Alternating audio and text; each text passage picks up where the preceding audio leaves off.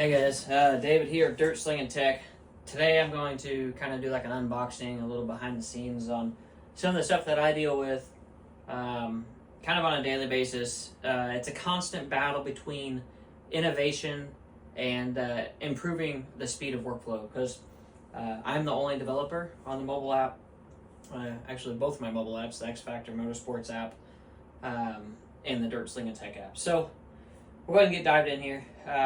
I've started cleaning off my desk here to move several things off of it because what I'm doing is I am going to get a docking station set up. And so what the docking station is going to allow me to do is get rid of some of the clutter as well as improve my efficiency whenever I'm transferring data between my iPhone for like pictures and videos that I take at the racetrack. Same with the GoPro cameras. And really any kind of data transfer things that I do. And it's gonna clean up the desk a little bit.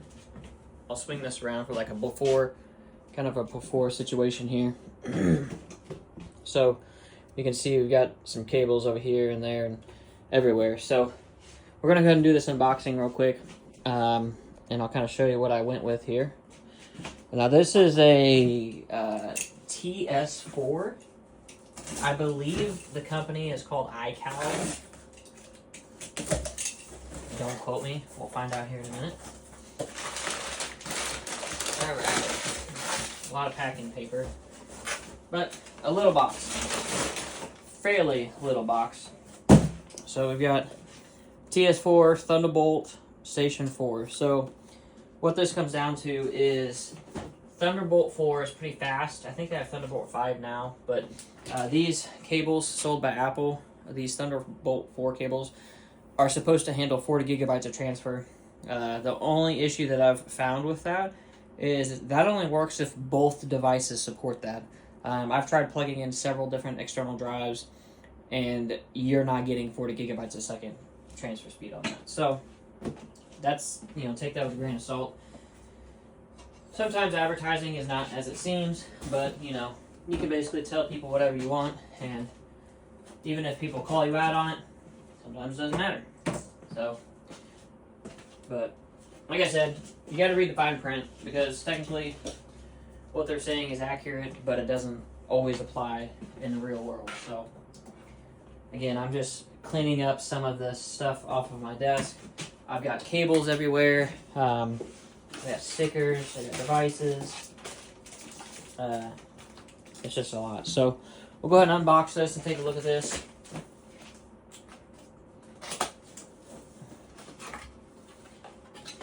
Alright, so we are greeted with the quick start guide. It says watch a YouTube video to set it up. Probably not going to do that. We'll just use some common knowledge to kind of get this going. So one issue that I had when I ordered this, and I've been thinking about it ever since I ordered it, was where am I going to put this? Because that's another issue, right? Like it takes up more space, but it also eliminates things that take up space. So it's like it's a 2-for-1. You gotta optimize it for the use case. So I'm gonna take this out. Maybe. Alright, cool. So they advertise that this can sit up vertically, or you can lay it down horizontally. There's supposed to be some feet that you can stick in these ribs. I don't know what I want just yet. I'm leaning towards upright, just because the Ethernet's at the bottom if I do this, the power's at the bottom, and then my 2 Thunderbolt ports, one of them will go to the studio display, and then I have my display port which go to my other monitor, and then some USB ports in the back here. So I think for the sake of setting it up, I think I want to set it on the table or on the desk, kind of like this. But again, we'll look at that here in a second. Let me raise up the desk here because we're gonna have to move some monitors and some wiring, and there's a lot going on in this video. So basically, my power strip sits underneath here, but I want to move this to about right here, because I can't adjust it how I want to. And then of course I got my secondaries display here, and it's always in the way. So we'll go ahead and finish the unboxing, and then I'll switch to a time lapse while I work on the rest of this. So looks like, okay, so these are the feet that they're talking about. I don't know if I'll use those, some kind of information. Here is a Thunderbolt 4 cable, and then power cable, and then this massive power brick. The reason the power brick is so big is because it has to power, it has to be able to charge the laptops or whatever devices are connected to it. So whenever you start talking about charging large batteries like that on top of providing powered USB ports, you're looking at a pretty big brick here. So yeah, the output it's 11 amps or 230 watts. So this is a pretty beefy thing. So like I said, I'm going to stop this. I'm going to put this in time-lapse mode. You can see me struggle and fiddle and do all that stuff. And then when I'm done, we'll do a final video of how it turned out.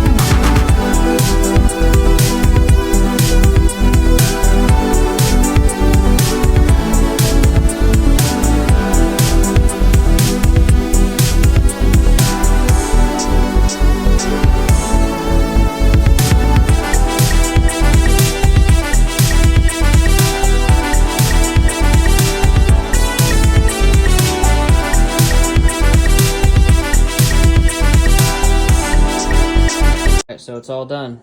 I've got my MacBook, my studio display, and then my 1080p monitor.